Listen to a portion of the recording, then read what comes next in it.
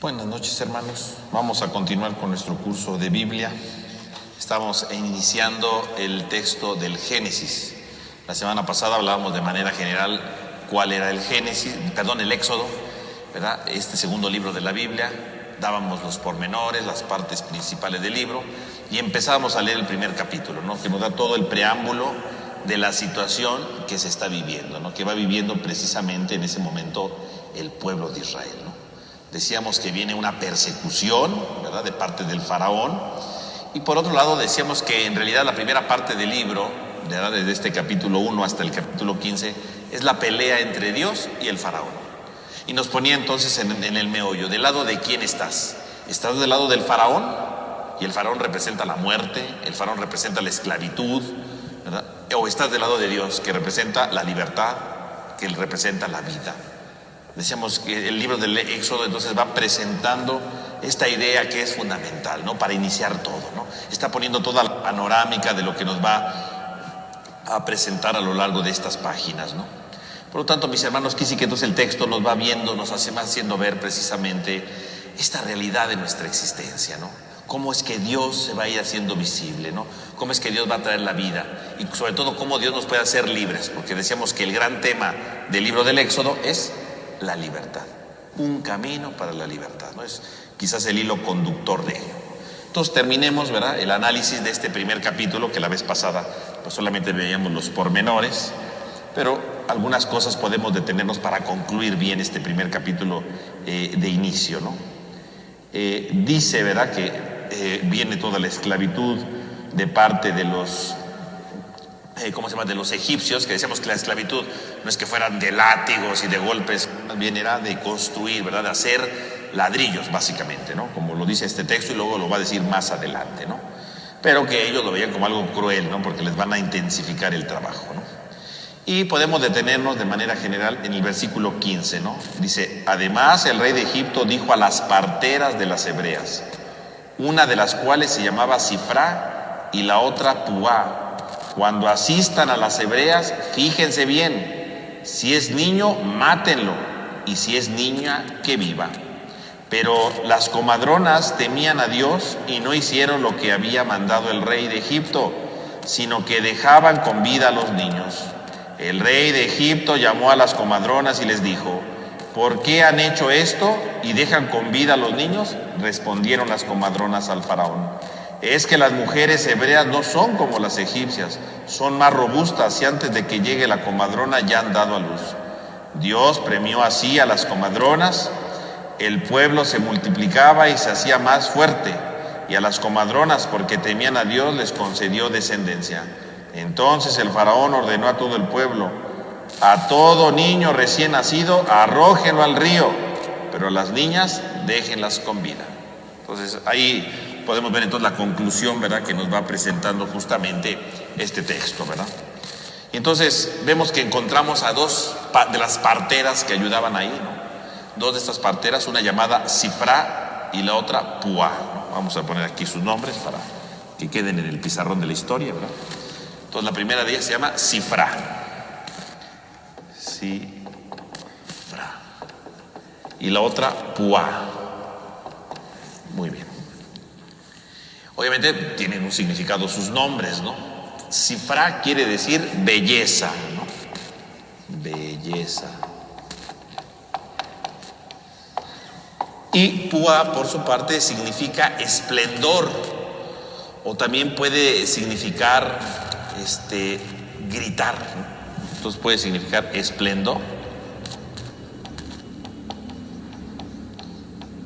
o puede significar gritar, dar voces, ¿no?, en voz alta, ¿no? Por eso digo que gritar, ¿no? Entonces ahí tendremos este significado, ¿no? Entonces tendremos estos dos significados. Ahora, ¿qué significan estas mujeres en el relato bíblico, no? Porque obviamente si nos dan el nombre de estas mujeres, pues no solamente es para que pasen a la historia como unas grandes heroínas, ¿no? Va a darnos el nombre precisamente para darnos una enseñanza fundamental, ¿no? Y entonces quiere decir que va a dar algo muy importante. Estas mujeres, ¿qué van a hacer? Estas mujeres vienen a traer la vida, ¿no? Porque van a hacer que tanto niños como niñas se salven. Porque la instrucción del faraón era clara, ¿no? Las niñas que vivan, los niños que mueran. Y ellas salvan a todos, porque dicen que eran mujeres temerosas de Dios, ¿no? Ellas temían a Dios, por lo tanto no querían en ningún momento, ¿verdad?, que esto sucediera, ¿no? Y entonces, ¿qué significa eso? La primera se llama Sifra, es decir, belleza. Significa que esta mujer viene a traer precisamente un signo de belleza. ¿Dónde está la belleza?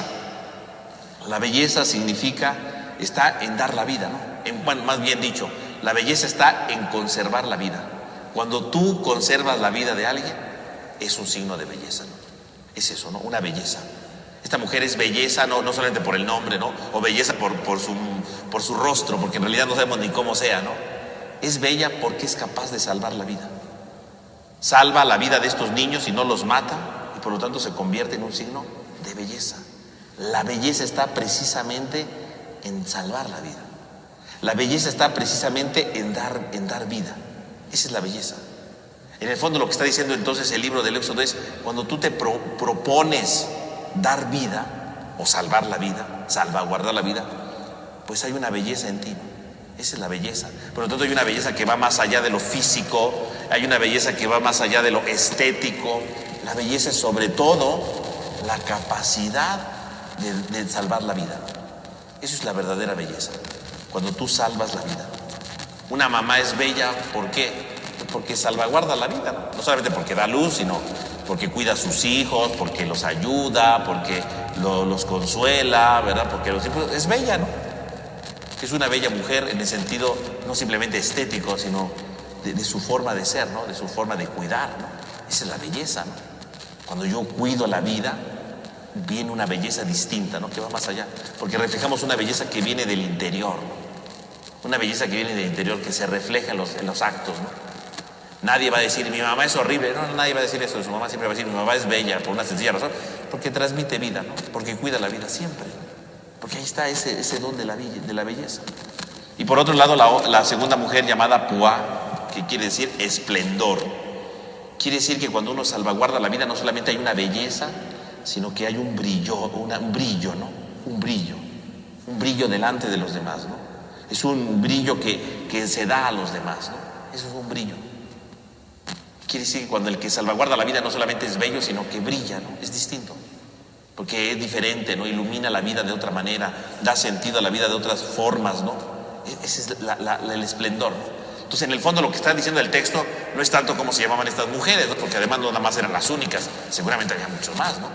Pero lo que está diciendo es, cuando alguien decide salvar la vida, surge una belleza grande y un esplendor distinto, ¿no?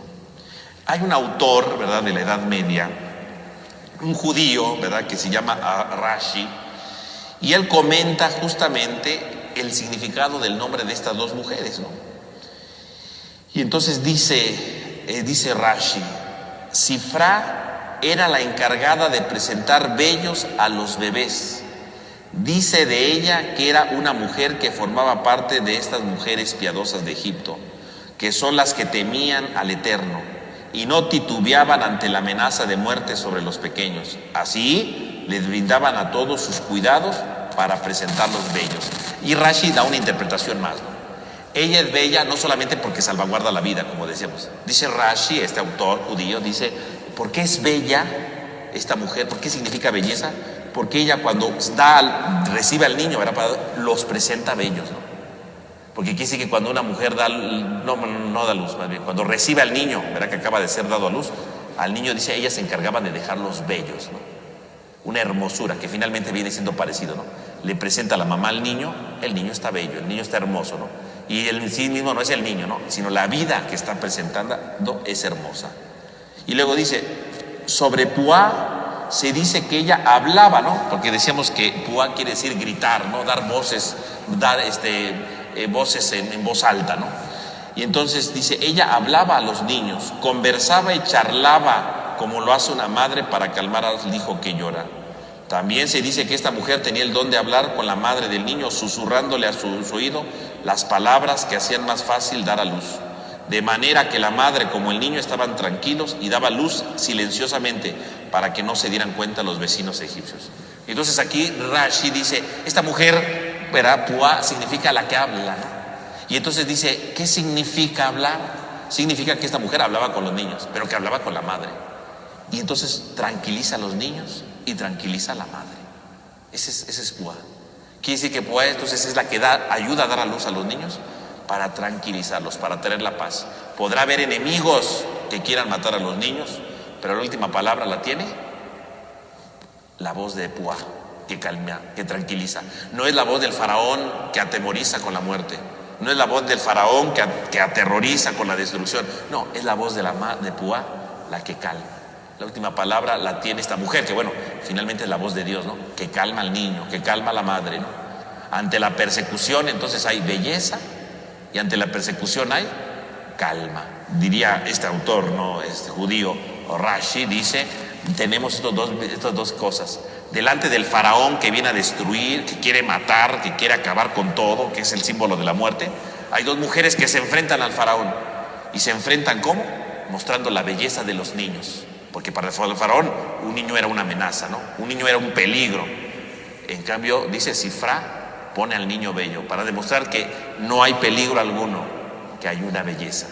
Lo que el faraón ve como peligro, la mujer lo presenta como belleza. Y cuando viene la voz del faraón que parece, ¿cómo se llama? Imponerse, que parece destruirlo todo, aparece Púa para calmar y decir: no tengas miedo de la voz del faraón, no tengas miedo de los edictos de la muerte, no tengas miedo de esto. Al contrario, hay una paz profunda. Fíjese cómo entonces, en el fondo, Sifrá y Púa, ¿verdad? Según Rashi, y por eso lo digo aquí, ¿no? Da esta interpretación que es muy bella, ¿no? Que nos puede servir hasta para nosotros, ¿no? Porque si el faraón es esta voz que amenaza, es esta voz que destruye, es esta voz que se quiere imponer, uno diría: ¿quién se va a oponer al faraón? ¿Quién se puede oponer ante un edicto de muerte tan poderoso? ¿Quién se puede oponer ante el miedo que el faraón ostenta contra nosotros? ¿Quién puede? El que está del lado de Dios. Sifrá y Púa. Sifrá que dará la belleza. Delante de una imposición de muerte, descubrir que siempre hay algo bello. Y eso solamente es alguien que está con Dios, ¿no? Puede haber gente que me diga cosas horribles, pero yo puedo ver la belleza delante de eso, ¿no? ¿Cuántas personas no nos levantan chismes? ¿Cuántas personas no dicen cosas malas, verdad? Hacen quedarnos mal en nuestra reputación, hacen quedarnos mal en muchas cosas. Y decimos, todo es horrible, ¿no? No, pero si estamos del lado de Dios, saldrá la belleza. Que los demás digan chismes, que los demás digan destrucciones, que los demás hagan aquello. La última palabra, ¿quién la tiene? La belleza. La belleza que sale del que está del lado de Dios, ¿no? Y sí, a lo mejor los otros chismes pueden ser destructivos, pueden ¿verdad? Decir muchas cosas. No hay que escuchar esos chismes. Esos chismes, ¿para qué los escuchamos? Son gente que no vale la pena. Escuchemos la voz de Dios, Púa, la voz que da la paz, la voz que grita más fuerte que la del faraón, porque puede calmar a la madre que va a dar a luz, porque puede llenarnos de auténtica paz.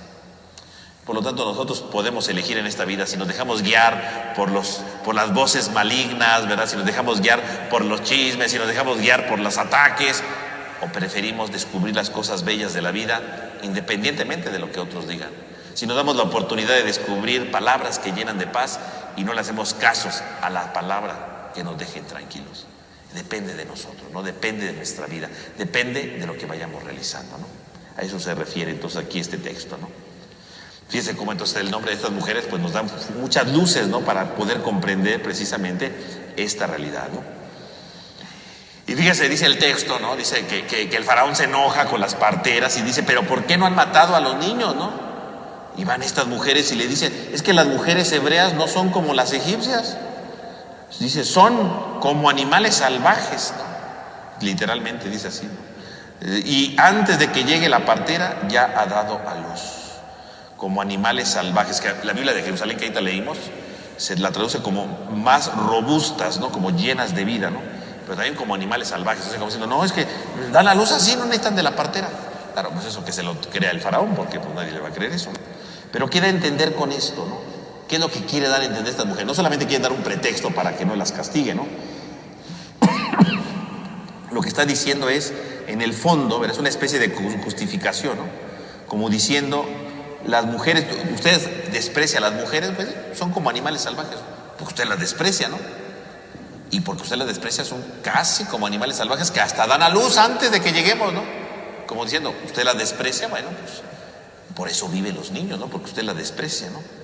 Quiere decir que en el fondo estas mujeres tratan, ¿verdad?, de ocultar, ¿verdad?, tratando de dar a entender al faraón: mire, usted nos desprecia, pero somos más inteligentes que usted, ¿no?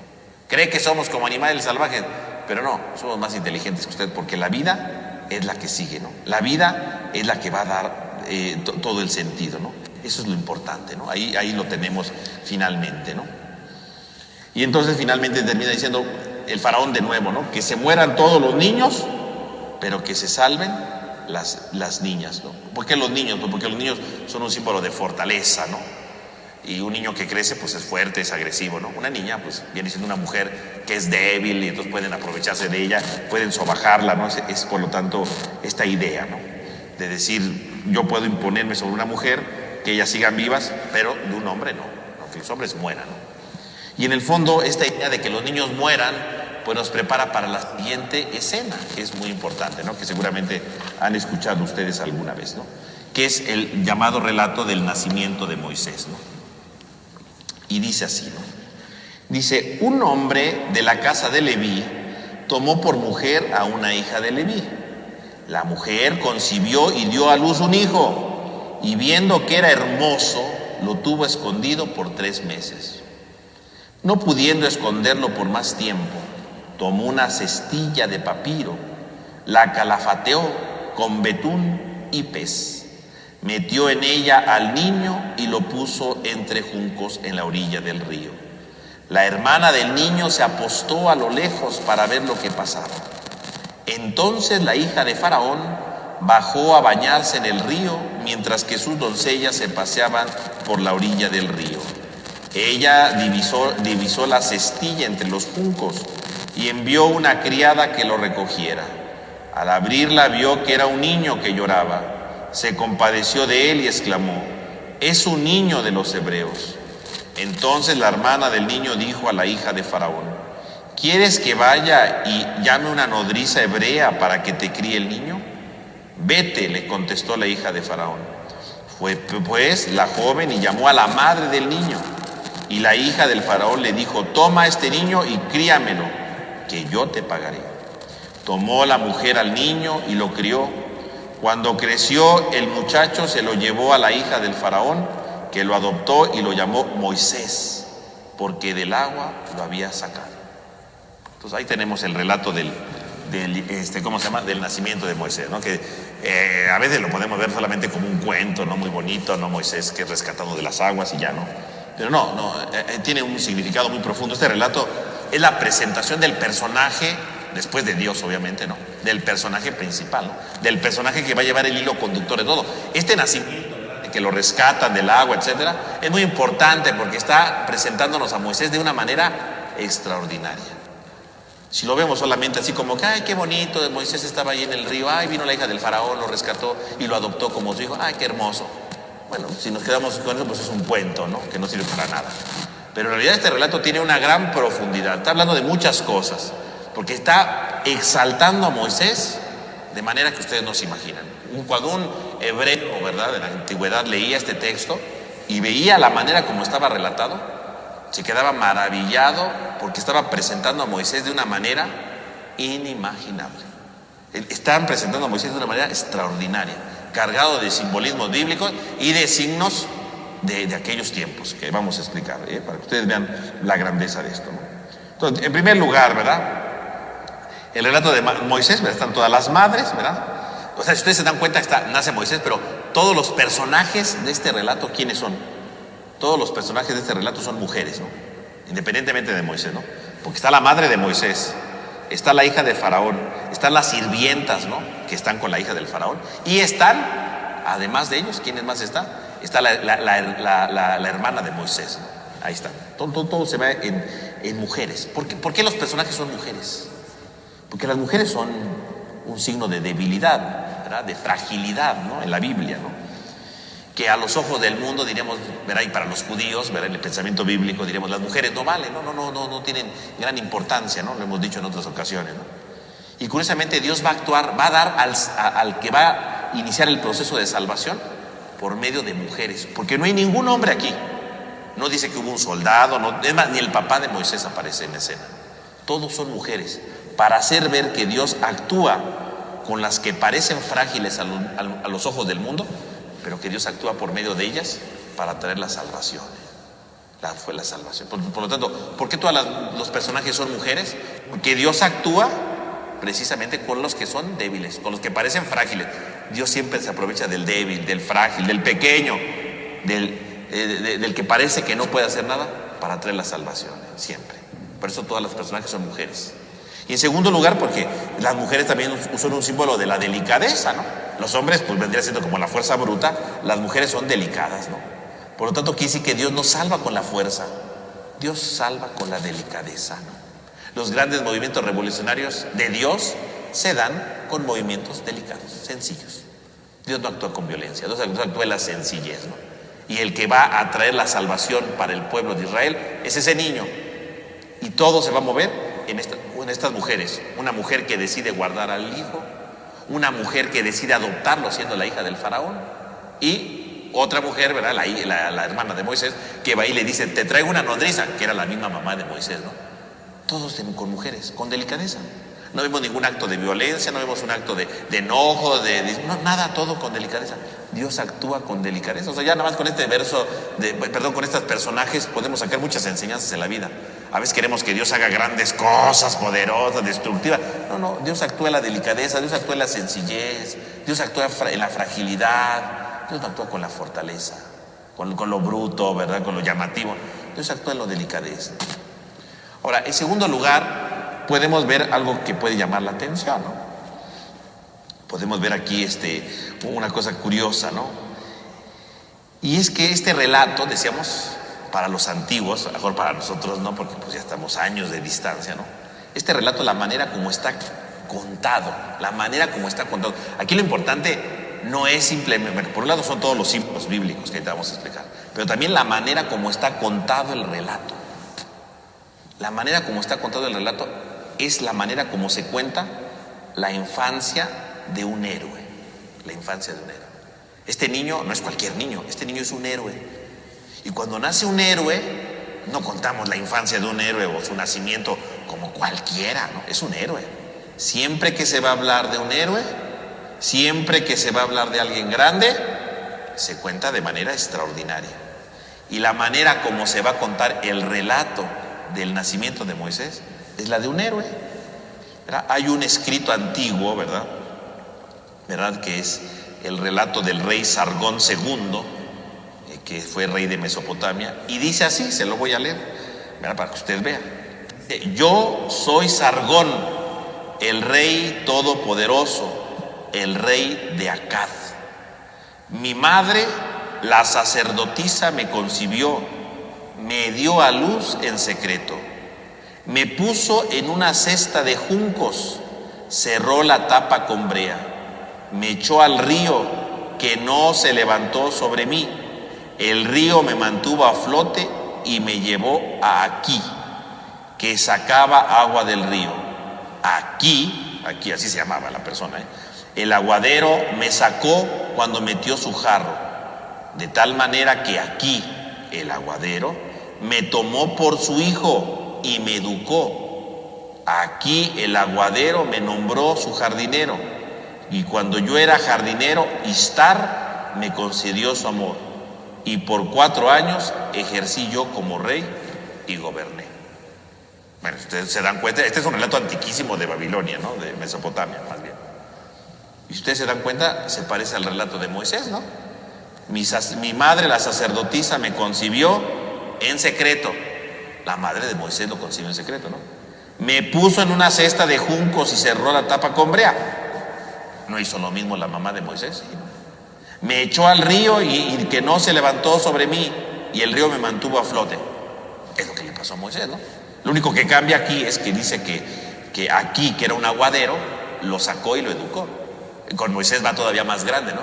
Porque el que lo descubre no fue un aguadero, el que lo descubre fue la hija del faraón, o sea, todavía está más elevado. O sea, ¿qué doy a entender con este relato, ¿no? ¿Qué significa este relato? Quiere decir que el nacimiento de Moisés, como lo están contando, como lo están narrando, es parecido al de a este rey Sargón. ¿Por qué lo copia? Porque algunos dicen, es que la Biblia, los autores de la Biblia copiaban de otros relatos. Sí copiaban, pero ¿en qué sentido copiaban? No copiaban igual, copian distinto, ¿no? Pero ¿por qué se parecen? Porque querían dar a conocer un mensaje. Si esta es la historia del rey Sargón, y el rey Sargón fue un gran rey de la antigüedad, ¿no? Y empezó escondido y en una canastita ahí en el río, y se convirtió luego en un gran rey. Y ahora dicen que Moisés estuvo en una canastita y que lo encontró la hija del faraón. ¿Qué está diciendo el texto? ¿Por qué la Biblia pone casi el mismo relato que el de Sargón?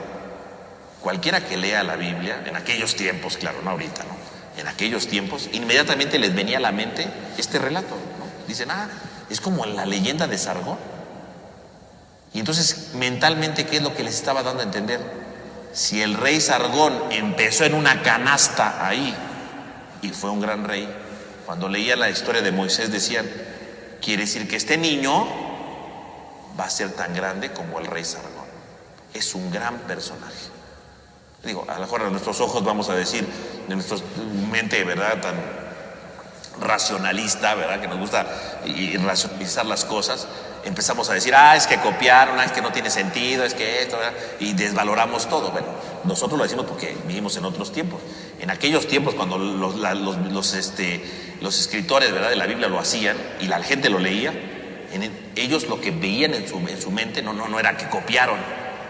Decían, Moisés es tan grande como el rey Sargón. Es eso. Si las historias se parecen, ¿qué significa? Quiere decir que el autor está comparándolo con Sargón. Quiere decir que Moisés es un personaje tan grande como aquel rey de Mesopotamia. Lo está exaltando. En nuestros tiempos diríamos, copiaron. No, en nuestros tiempos, pues somos gente que no sabemos, ¿no? Pero en aquellos tiempos no dirían copiaron, dirían, Moisés es bien importante. Entonces, la manera como está haciendo el relato en primer lugar es parecido a esta, para decir que Moisés es un gran personaje, un personaje sumamente importante. En aquel tiempo así lo entendían, ¿no? Y por eso yo se los explico. De hecho, este relato que acabo de decir aquí, la semana pasada veíamos ahí el enlace, ¿verdad? Y estaban ahí los apuntes, ¿verdad?, donde venía la estructura del Éxodo. Ahí también le puse este relato, ¿verdad? Ahí lo tiene, ¿verdad?, en un cuadrito de abajo viene ese relato que ahí le puse para que usted lo tenga en su colección de cosas, ¿verdad? Ahí lo tiene. Y entonces, quiere decir que Moisés es un gran personaje, tanto como el rey Sargón. O sea, que la manera como lo está relatando no solamente es para decir, Moisés se salvó de milagro, no. Moisés es alguien tan grande como el rey de Mesopotamia. Es eso, porque está diciendo el relato, ¿no? Claro, eso lo vemos comparando relatos y cosas, ¿no? Pero para que ustedes vean, ¿no? Entonces, de entrada, ya que nos está diciendo que Moisés es un personaje genial, ¿no? Genial, ya de entrada, ¿no? Ahora bien, aparte de que se comparan las leyendas y decimos que Moisés es un gran personaje, viene entonces otro paso más. Todos los símbolos con que va adornando, porque si bien es parecida a la historia, la Biblia le va adornando más cosas, ¿no? Dice, Moisés nace siendo varón y entonces dice que era un bebé hermoso. Dice, y la mamá vio que era hermoso. Vio que era hermoso. Y ustedes dirán, bueno, pues todas las mamás dicen que sus hijos son hermosos. Sí, pero no nos referimos a eso. ¿Por qué dice que era hermoso? Porque la frase no dice, vio que era hermoso. ¿A qué palabra nos recuerda de la Biblia esta frase? Vio que era hermoso. Pues nos recuerda cuando Dios creó todo, ¿no? En el primer día, en el segundo, ¿no? Al final de cada día, que dice, y vio Dios que era bueno, que era hermoso. Es lo mismo. Quiere decir que así como cuando Dios creó todo y era bueno, ahora la mamá ve que este niño es hermoso, es decir, que Moisés va a traer una nueva creación, un nuevo momento para el pueblo de Israel. Así como Dios vio que era todo bueno, ¿verdad?, y empezó toda la creación, ahora este bebé vio que era hermoso. Significa que ahora este bebé viene a dar una nueva creación, porque Moisés va a formar un nuevo pueblo. Por lo tanto, el decir que era hermoso no nada más es, estaba bonito el niño, no, estaba diciendo, vio que era hermoso. La manera como lo está escribiendo nos recuerda la creación. Quiere decir que Moisés este niño viene a crear un nuevo pueblo. Viene a crear un nuevo pueblo, ¿no? Es lo que está diciendo. Luego dice que lo esconden en una canastilla, ¿no? ¿Y qué significa la canastilla, no? La palabra canasta que aparece ahí es la palabra tebaj, ¿verdad? Yo sé que usted no sabe hebreo, pero Pero ahorita le voy a explicar. Tebaj. Esta palabra Tebaj, ¿en dónde apareció por primera vez en la Biblia? Si usted va, bueno, no, leía, si va usted a la Biblia no va a ver porque no está en hebreo la Biblia, ¿no? Pero está en el capítulo 6 del Génesis, cuando Dios le dice a Noé que haga un arca para el diluvio. Tebaj puede significar canasta, como aquí, ¿no? Canasta. Pero puede significar también arca, es el arca. Es la misma palabra para arca. Por lo tanto, esta canastita en la que lo están poniendo significa que Noé, ¿verdad? Es como si estuvieran metiéndolo en el arca de Noé, ¿no? ¿Qué pasó en el arca de Noé?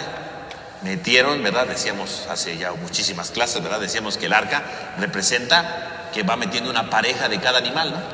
Y la pareja representa la creación. Es la creación que se está metiendo dentro del arca para que se salve del diluvio, ¿no? En aquel tiempo, en el Génesis 6, ¿no? Ahora, ¿quién es el que está puesto en el arca? En la canasta. Ahora es puesto Moisés, ¿no? Quiere decir que Moisés es la nueva creación que se está salvando. Fíjense todo. Vio que era hermoso, vio que era bueno, Génesis. Lo ponen en una canasta, Tebaj, que significa el arca también de Noé. Por lo tanto, Moisés está ahí. ¿Y qué le pasa al arca, a la canasta? ¿La canasta se hunde? No se hunde la canasta, ¿no? Así como el arca de Noé no fue destruida por el diluvio, ¿no? Decíamos que todo se inundó y uno diría, pues la arca se podía destruir. La arca resistió, ¿no? La creación se salva. La canasta de Moisés no se hunde, se salva de las aguas también. Noé viene a traer una nueva creación. Así como Noé metió la creación y se salvó todo por el arca, Moisés se salva en la canasta y Moisés viene a traer una nueva creación. Y así como Dios vio que todo era bueno, este niño vio que era hermoso y este niño viene a traer un nuevo pueblo. Moisés viene a traer algo nuevo. Moisés viene a transformarlo todo. Ahí está, ¿no? Esa es la idea, ¿no? Y entonces podemos ver aquí una cosa muy curiosa, ¿no? Porque decía el faraón, ¿no? A todos los niños échenlos al río. Y de alguna manera la mamá lo echó al río, pero en una canasta, ¿no? Y se suponía que si lo echaban al río, se moría el niño. Pero Moisés no se muere, ¿no? Moisés se va a salvar, ¿no? Porque lo deja ahí junto a los juncos, ¿no? O sea, en el fondo, ¿por qué la mamá hace esto? Porque no tiene dónde esconder al niño, ¿no? Dice, ya no podía esconderlo, después de 3 meses no podía esconderlo.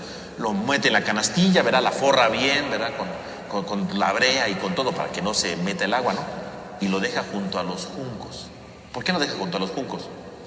Porque la mamá espera que el niño se salve, ¿no? Que de alguna manera este niño se salve, ¿no? Ella tiene confianza de que el niño no se va a morir, que se va a salvar. Alguien lo tiene que salvar, no sabe quién, ¿no? Y entonces va a ocurrir eso, ¿no? Y entonces dice que la mamá lo deja ahí, pero la hermana del niño se quedó a distancia para ver qué sucedía, ¿no? Entonces la hermana de Moisés se queda a la distancia, o sea, no dejan ahí al niño solo, pues, a ver si lo salva alguien, no, la hermana se queda ahí, ¿no? O sea, la hermana en el fondo tiene la expectativa de que tiene que cuidar, Dios tiene que cuidar a ese niño, ¿no? Ella es la primera cuidadora de Moisés porque está vigilando la cesta, ¿no? Ella es la que está tratando de salvar al niño, ¿no? Ojalá pase algo, ¿no? ¿Qué puede pasar, no? ¿Qué puede suceder para esto, no? Esta mujer hermana, ¿verdad? La hermana de Moisés, acude justamente en ese momento para darle vida a su hermano. Que no le vaya a pasar nada, ¿no? Y entonces aparece la hija del faraón, ¿no? Aparece la hija del faraón. Y si ustedes lo piensan, es una cosa rarísima, ¿no? Por eso le digo que es un relato fantástico, porque este relato de Moisés no tanto, a ver, así pasaría, no, es un relato para exaltar a Moisés, ¿no? Porque si lo pensamos históricamente, ¿qué hacía la hija del faraón en el río? Pues si los faraones, ¿verdad? El rey, pues tenían sus baños privados, ¿no? ¿Cómo la hija del faraón va a bajar al río donde está todo el mundo, ¿no? Donde todo el mundo la puede ver. Teniendo sus propios baños de lujo, ¿sí va a bajar al río? Pues no. El relato lo que está diciendo es, Moisés es tan grande que lo encontró la hija del faraón, ¿no? La hija del faraón, es una cosa extraordinaria, ¿no? Lo encontró la hija del faraón, o sea, es una manera de exaltar a Moisés. ¿Qué tan grande será este niño? Que lo encontró la hija del faraón. O sea, están exaltando a Moisés grande. Ni siquiera la historia de Sargón, ¿no? Porque la historia de Sargón dice que lo educó el aguadero, ¿no? El que sacaba agua. Pero a Moisés no lo encontró el aguadero. ¿Quién lo encontró?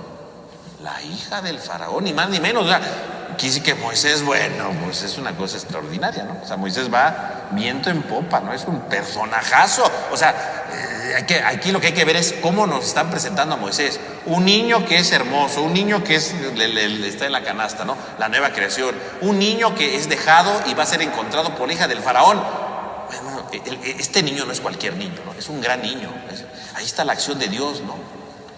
¿Y cómo descubre la hija del faraón? ¿Cómo descubre la hija del faraón a Moisés?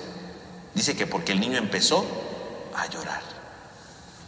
El niño empezó a llorar. El niño llora y la hija del faraón lo escucha y dice, ¿por quién está llorando, no? Y se acerca a ver, ¿no? Y dice, es un hijo de un hebreo, ¿no? El niño que llora, ¿no? Y es la única vez que dice que el niño llora, ¿no? El niño que llora. ¿Y qué significa que llore un niño? Bueno, pues que llore un niño es el medio de comunicación de un niño, ¿verdad? Un niño no sabe hablar a los 3 meses, ¿no? Entonces, ¿cómo se comunica un niño? Llorando. Y si llora significa que ese niño está vivo, ¿no? Y cuando un niño llora, en el fondo, ¿qué significa? Que quiere seguir vivo, ¿no? Generalmente un niño llora porque necesita algo, ¿no? Y necesita algo para seguir vivo, ¿no? Llora cuando tiene hambre un niño. Cuando es un bebé llora, ¿por qué? Porque tiene hambre, ¿no? Y en el fondo no solamente es decir quiero comer, en el fondo significa quiero vivir, ¿no? ¿Y para vivir qué necesito? Pues para vivir necesito comer. Por lo tanto, en el fondo el llanto es el medio de comunicación de un niño, pero el llanto es el clamor por seguir vivo. En el fondo, cuando está llorando aquí el niño, ¿qué le está diciendo a la hija del faraón? Quiero vivir. Su llanto es quiero vivir, ¿no? Por eso cuando la mujer, verá, la hija del faraón lo ve, y entonces pues viene pues un encuentro en su interior, ¿no? Porque puede obedecer a su padre, porque ¿qué dijo su padre? Que todo niño muera. Y ella dice, es el hijo de un hebreo, ¿no? O sea, es un hebreo sabe que es un hebreo. Su papá dijo que todos los niños tenían que morir. Si ella fuera obediente a su padre, tendría que tirarlo al río en ese momento y que muera, ¿no? Pero se compadece de él, ¿no? Podemos decir que la hija del faraón se enfrentan 2 mundos, los que decíamos la semana pasada, ¿no? Se enfrenta el mundo del faraón, porque ella es la hija del faraón, que todo niño muera, y se enfrenta el mundo de Dios, que el niño viva. Se enfrentan, en esta mujer están los 2 puntos enfrentados, el de la muerte del faraón, que es su papá, y el de la vida de Dios. Y la hija del faraón decide hacer triunfar a Dios. Qué curioso. La primera batalla la gana Dios, ¿verdad? Entre Dios y el faraón. ¿Quién ganó en la primera batalla? La primera batalla la ganó Dios, porque se ganó a la hija del faraón. La hija del faraón prefirió desobedecer a su padre. Ganó Dios, ganó la vida, ¿no? Y entonces, ¿verdad? No solamente salva la vida, no solamente se enfrenta a su padre, sino que lo va a adoptar como su hijo, ¿verdad? Porque va a decir, cuídenmelo, y luego lo adopta, dice el texto, que luego lo adopta, ¿no? ¿Qué da a entender eso? Quiere decir que no solamente desobedece al faraón, ¿no? Sino que va a hacer que ese niño que tendría que haberse muerto se convierta en parte de la vida del faraón. Va a ser parte de la vida del faraón, porque si lo adopta va a vivir con el faraón, va a aprender cosas como los egipcios, y no como cualquier egipcio, de la realeza, ¿no? Quiere decir que este niño que estaba condenado a la muerte no solamente no va a morirse, va a entrar a formar parte de la vida del faraón. Es una contradicción, pero bueno, así pasa, ¿no? Dios va a salvar a este niño a pesar del faraón, ¿verdad? Esa es finalmente esta es la más grande de todas las ironías del texto, ¿no? Faraón que quiere que todos los niños se mueran, y su hija salva a uno. Y no solo lo salva, lo adopta y lo mete en su casa del faraón. Ese niño que tenía que estar muerto va a vivir con el faraón. Es una contradicción, ¿no? Es una cosa que llama mucho la atención, ¿no? Es todo esto, ¿no? Ahora bien, esto pues nos da una enseñanza importante, ¿no? Por un lado, que Dios gana. ¿Y cómo ganó Dios esta batalla? ¿Cómo ganó la batalla de Dios contra Faraón con su hija? ¿Cómo ganó la batalla? Llorando, con un llanto de un niño. No hubo guerras, no hubo, no, ni siquiera la hermana de Moisés, ¿verdad? Vino y, dejen a mi hermano. No hubo nada. Ni un relajo, ni un zafarrancho, nada, no hubo nada. Dios ganó esta batalla de una manera muy sencilla. ¿Cómo? Llorando. El niño lloró y la hija del faraón se compadeció. El llanto. Un llanto derrotó todo. Un llanto derrotó un tirano. Un llanto hizo que una hija desobedeciera y que ganara a Dios en el corazón.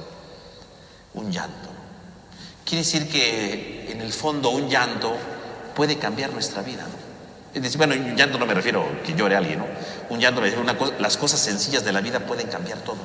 A veces pensamos que para que cambie nuestra vida necesitamos grandes cosas, ¿verdad? Grandes portentos. No, la vida cambia con cosas sencillas. Con un canto. Ahora estoy triste y de repente oigo un canto y ese canto me cambia. Un canto puede cambiarte. Es que tengo que ir al psicólogo, a lo mejor, pero a lo mejor un canto te puede ayudar. A lo mejor escuché una lectura, ¿verdad? Y esa lectura me ayudó y me cambió mi perspectiva, ¿no? A lo mejor me llamó alguien por teléfono en ese momento y ni siquiera para ver mi problema, mejor me contó otras cosas y eso que me dijo me cambió. Las cosas de la vida se resuelven sencillas, ¿eh? Dios entra en la vida de la manera más sencilla de la vida. Las cosas sencillas son las que cambian el mundo. A veces pensamos que lo que cambia el mundo son grandes cosas, no grandes portentos. No, las cosas en la vida generalmente son con cosas sencillas. La vida cambia con una cosa, ¿no? Es que escuché esta palabra y decidí cambiar. Es que escuché este canto y me animé a hacer esto, ¿no? Es que escuché aquello y transformé todo. Las cosas sencillas de la vida, ¿no? Las cosas sencillas, ¿no? No vaya usted a creer que, es que muchas cosas. No, las cosas sencillas de la vida. El llanto del niño es algo sencillo de la vida, ¿no? Y transformó la vida de este niño y de la mujer, ¿no? De esta hija del faraón. Todo se cambia con un llanto, o sea, todo se cambia con algo sencillo. Bueno, hasta las cosas negativas de la vida. Generalmente, por ejemplo, un divorcio. Generalmente un divorcio no se da por un gran problema, es muy raro. Siempre un divorcio llega por una tontería, ¿no? Que luego se hace grande, ¿no? Porque ahí viene arrastrando cosas, pero es una tontería, ¿no? Si no hubiera dicho esto, no hubiera habido divorcio. Ya lo dije, una tontería. Digo, hasta las cosas de la vida, las cosas que cambian el mundo son las tonterías, ¿eh? Y digo, aquí no vamos a analizar los grandes eventos históricos, pero los eventos históricos también a veces son con una tontería, una cosa insignificante que uno ni se imagina. Pero nuestra vida puede cambiar todo con algo sencillo. Cuando le decimos, Señor, ayúdame, a veces decimos, ojalá Dios mande esto, ojalá Dios mande aquello. No, Dios va a llamar con algo sencillo. Abramos los ojos para descubrir lo sencillo. A veces no vemos las acciones de Dios porque son tan sencillas que no las percibimos. Porque esperamos grandes cosas. Es que tengo un problema económico, ¿verdad? Ojalá Dios me dé dinero, ¿verdad? Y esperamos el dinero. El dinero no va a llegar. Pero a lo mejor tu vida se va a solucionar de otra manera que ni te imaginas. Y va a ser una cosa sencilla. El llanto de un niño. Dios actúa en lo sencillo de la vida. Dios actúa con lo básico de la vida. Ahí actúa. No busquemos a Dios en lo complejo, en lo difícil. Dios actúa en lo sencillo. Y cuando ve, ¿verdad? La hermana de Moisés ve que la hija del faraón, ¿verdad?, quiere salvarlo, de inmediato se hace ahí, ¿verdad?, encontradiza y dice, si quieres te busco entre las hebreas una nodriza para que lo críe, ¿no? De inmediato, ¿verdad?, aparece la hermana de Moisés, ¿verdad? Te consigo una nodriza que va a ser su propia madre, pero bueno, la hija del faraón no sabe, ¿no? Y vemos cómo ¿cómo se llama? La princesa, ¿verdad?, la hija del faraón, es una cosa extraordinaria, ¿verdad? Dios ha seducido el corazón de esta princesa, ¿no? Y que incluso, ¿verdad?, cuando aparece la hermana de Moisés y le dice, te consigo una hebrea, es una tontería, ¿no? Pues si acaban de decir que un niño no debe de vivir, ¿cómo se le ocurre meterla con una hebrea, no? Y dice, sí, que la cuide y yo le voy a pagar, ¿no? Y obviamente si le va a pagar, pues ya nadie se va a meter con esa mujer, ¿no? Aunque estén ahí, para decirlo, pues la hija del faraón dijo que no, pues no, ¿verdad? Dios ha seducido a esta mujer de manera tan extraordinaria que se transforma todo. Y a veces, fíjese que la hija del faraón a veces nada más la vemos ahí como que la que adoptó a Moisés, pero si lo pensamos bien, la hija de faraón es exacto esto, ¿no? Una mujer que se dejó seducir por Dios. La hija del faraón creo que es un gran personaje que a veces pasa desapercibido, ¿no? Porque nada más lo vemos como el cuento, ¿no? Que rescató a Moisés y ya. Pero en realidad la hija del faraón es una mujer que se enfrentó indirectamente a su padre, ¿no? Y que se dejó cautivar por Dios, aunque era la hija del faraón. O sea que todos podemos convertirnos, todos podemos dejarnos seducir por Dios cuando menos lo imaginemos, ¿no? cuando menos lo pensemos. Siempre va a actuar. Y entonces dice, cuando el niño creció, lo entregó a la hija del faraón y lo trató como un hijo. O sea, la hija del faraón lo adopta como su hijo y lo trata como un hijo, ¿no? Seguramente pasarían, no sé, unos 4 años más aproximadamente, ¿no? Y toma, ¿verdad? Lo toma como hijo, que sería como una especie de príncipe. Ahora, aquí hago un paréntesis, ¿verdad? Porque no sé si alguna vez ustedes han visto esta película que se llama, ¿no?, El Príncipe de Egipto, ¿no?, que es de dibujos animados, ¿verdad?, donde aparece Moisés. Y nos hace ver, ¿verdad?, como que Moisés, ¿verdad?, que era el hijo lo adoptó la hija del faraón, ¿no? Y tenía su hermano que es el faraón, ¿no? Y entonces se supone que es la pelea entre Moisés y su hermano, ¿no? Porque se supone que el faraón es el otro y él es Moisés que escapó y todo esto, y se pelea, ¿no? Y nos hacen ver como que Moisés y el faraón, ¿verdad?, eran hermanos y se peleaban entre ellos. Bueno, esas son películas nada más, ¿no? Eso no tiene ningún sustento histórico. ¿Por qué? Porque ¿cuántos hijos tuvo Ramsés II? Si es que en la época de Ramsés II sucedió lo de Moisés, como parece ser, ¿no? Ramsés II tuvo 45 hijos, ¿no? Entonces, si tuvo 45 hijos, y obviamente, ¿verdad?, uno fue el faraón, pues cuando Moisés va y se enfrenta, pues no nada más era Moisés contra el faraón, los dos hermanos que se pelean, porque la película esa del Príncipe de Egipto nos hace ver como que el faraón y Moisés eran los dos hermanos, ¿verdad?, que se van peleando, ¿verdad?, para liberar al pueblo de Israel y no quiere, ¿no? Y su conflicto de hermanos. En realidad eso no tiene ningún sentido, digo, como el drama de la película, ¿verdad?, pues está interesante, pero no tiene nada que ver con la historia. Pues si tuvo 45 hijos, en realidad Moisés, ¿cuántos hermanos no tendría, no? Pero una multitud, ¿no? O sea, una cosa gigante. O sea, cuando se va y se pelea, bueno, directamente sí sería como su hermano, ¿no?, con el que se está peleando, indirectamente, pero en realidad era una cantidad enorme, no, nada más era eran 2 hijos, porque la película hace entender como que la hija del faraón tuvo un hijo, tuvo a Moisés que lo adoptó, uno llegó a faraón y el otro se peleaba, ¿no?, como un conflicto de hermanos.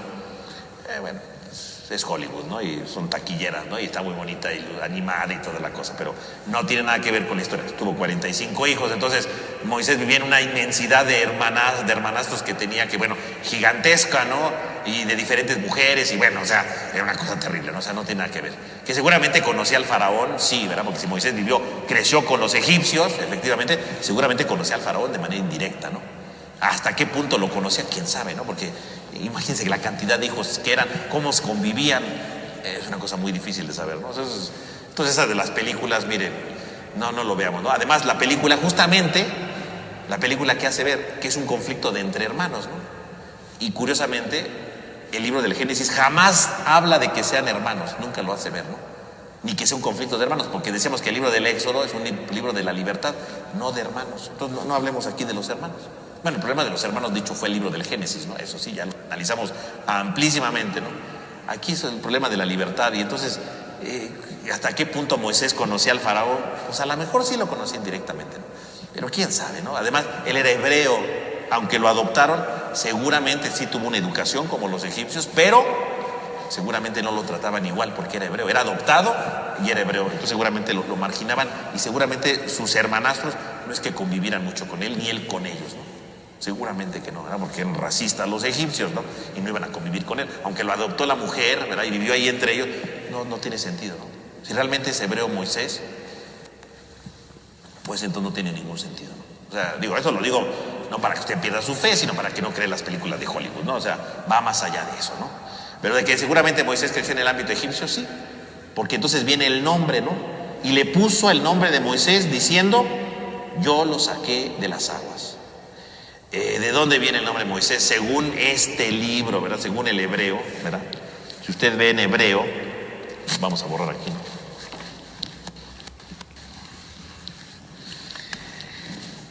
Relaciona el hebreo, ¿verdad?, el nombre de Moisés con el verbo, ¿verdad?, ¿cómo se llama? Moshe, ¿verdad?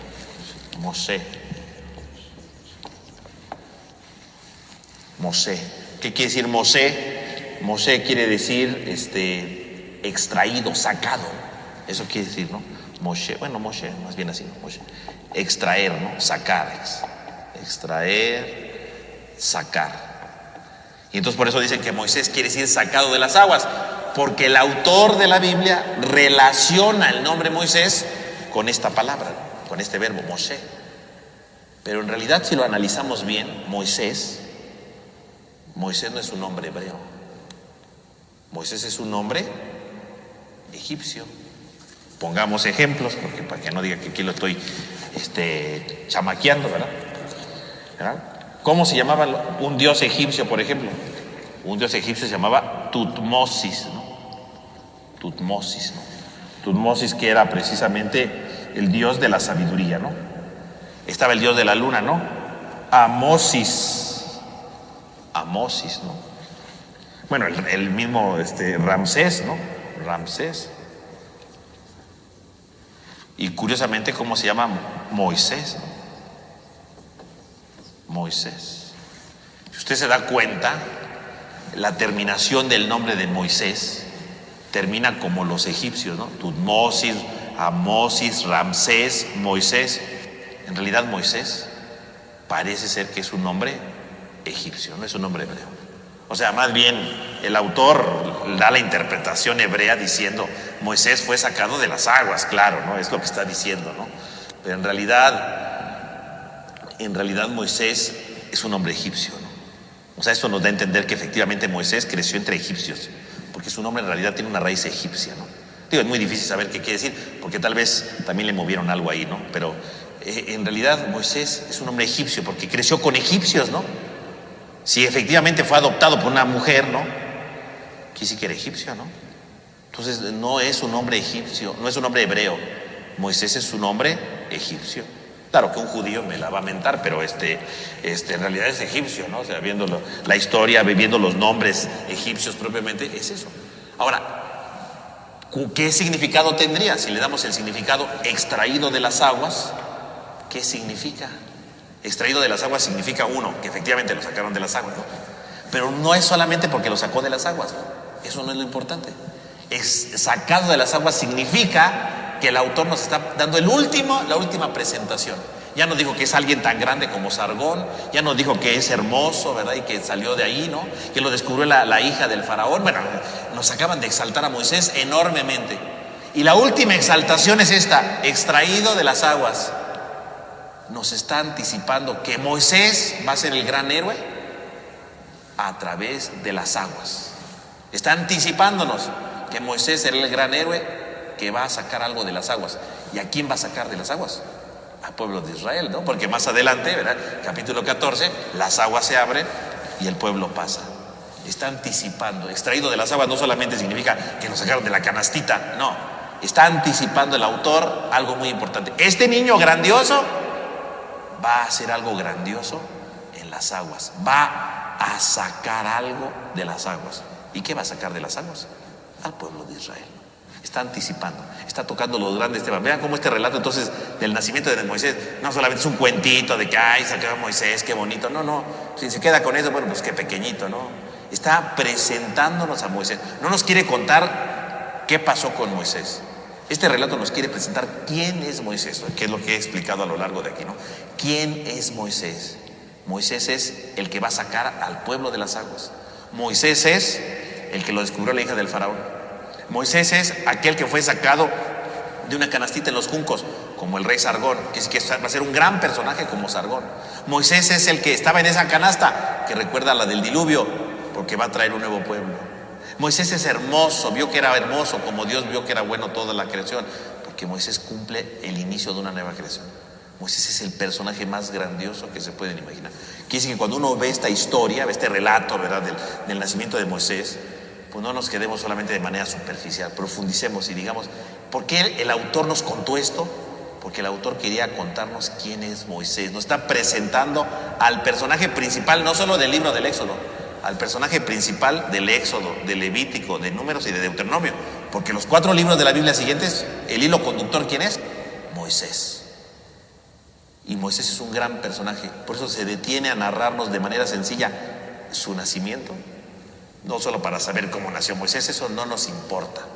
Lo que nos importa es saber quién es Moisés. Y la manera como lo narró es: te presento a Moisés. Y ya con todo lo que les expliqué, ¿verdad?, lo entendían los hebreos y decían: Moisés es un gran personaje. Claro, va a hacer grandes cosas porque es un gran personaje. Así que todo este relato no lo veamos, entonces decíamos, como un mero cuento, sino lo veamos como la presentación oficial de Moisés ante la sociedad, ante el pueblo judío, para conocer efectivamente cómo es que Dios va a actuar por medio de él. Muy bien, pues con esto terminaríamos entonces nuestra sesión del día de hoy, ¿verdad? Terminaremos con esto, ¿no? Y luego pues vamos a continuar. Entonces vamos a concluir aquí nuestro curso, ¿verdad? Por este año, vamos a concluir aquí. Hoy va a ser la última clase de este año, ¿no? Ya luego vendrá, ¿verdad? Viene ya más cosas, ¿no? Del 17, ¿verdad? Luego va a ser 24, va a ser viernes, pues no puede haber curso, ¿verdad? El 31. Entonces vamos a interrumpir aquí nuestro curso y ya lo vamos a retomar ahora para el mes de enero, ¿no? Ya que termine, ¿no? El mes de enero, cuando empiece el mes de enero, lo retomaremos, ¿verdad? Y continuaremos analizando qué va a pasar con este niño, ¿no? Este niño sacado de las aguas, este niño que va a hacer grandes portentos, este niño que es maravilloso, ¿cómo va a actuar, ¿no? Entonces, pues después de vacaciones de diciembre, ¿verdad? Nos veremos de nuevo en enero para continuar y profundizar precisamente en este niño, ¿no? Entonces, pues terminamos oficialmente nuestro curso de este año, ¿verdad? Y ya nos volveremos a reencontrar, Dios mediante, ¿verdad? Aquí a través de las redes, ¿verdad? Y continuar con nuestro curso sobre el libro del Éxodo y analizar a este personaje fabuloso que es Moisés y el don de la libertad que Dios nos quiere dar. Pues vamos a terminar con una oración en nombre del Padre, del Hijo, del Espíritu Santo. Amén.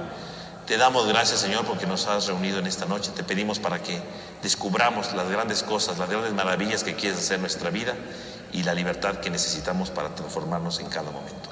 Te lo pedimos a ti que vives y reinas por los siglos de los siglos. Amén. En nombre del Padre, del Hijo, del Espíritu Santo. Amén. Amén. Que tengan todos una buena noche, que descansen.